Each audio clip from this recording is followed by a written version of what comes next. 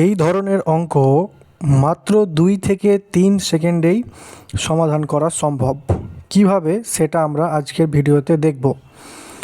তো এই রকম অঙ্ক থাকলে আমরা প্রথমে দেখে নেব যে এখানে কয়টা ডিজিট আছে এবং এখানে কটা ডিজিট আছে। যদি এই দুটো জায়গার ডিজিট সমান সংখ্যায় থাকে তাহলে আমরা এই 2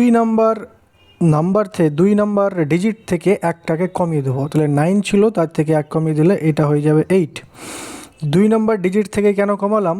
কারণ এখানে দুটো ডিজিট আছে, এখানেও দুটো ডিজিট আছে।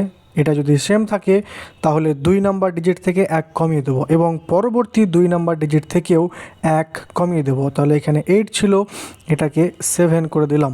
তাহলে আমাদের অ্যান্সার বেরিয়ে এলো 9 8 9 7। এটা আমাদের অ্যান্সার। চলুন পরবর্তী অঙ্ক দেখা যাক। যদি এই রকম অঙ্ক থাকে তাহলে আমরা প্রথমেই চেক করে নেব যে এইখানে এবং এইখানে দুটো জায়গার ডিজিট সংখ্যা একই রকম আছে কিনা। কারণ এখানে দুটো ডিজিট, এখানেও দুটো ডিজিট আছে, তাহলে অঙ্কটা এই নিয়ম অনুযায়ী হবে। আমরা এই 2 নাম্বার ডিজিট থেকে 1 কমিয়ে দেব, এটাকে 8 করে দেব। পরবর্তী 2 নাম্বার ডিজিট থেকেও 1 কমিয়ে দেব, এটাকেও 8 করে দেব। তাহলে আমাদের অ্যান্সারটা চলে আসবে 9 8 9 8 7। এটা হচ্ছে অ্যান্সার। পরবর্তী অঙ্ক দেখা যাক। যদি এরকম থাকে যে 9 9 3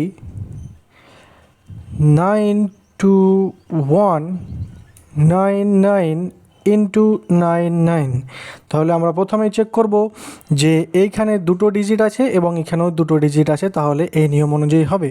আমরা তাহলে এই 2 নাম্বার ডিজিট থেকে 1 কমিয়ে দেব, উত্তর আসবে এখানে 9। এই 2 নাম্বার ডিজিট থেকেও 1 কমিয়ে দেব, এটা হবে 8 এবং পরবর্তী 2 নাম্বার ডিজিট থেকেও 1 কমিয়ে দেব, এটা হয়ে যাবে 0। তাহলে আমাদের অ্যান্সার আসছে 9 8 3 8 2 0। এটা হচ্ছে অ্যান্সার। আশা করি বুঝতে পারা গেছে।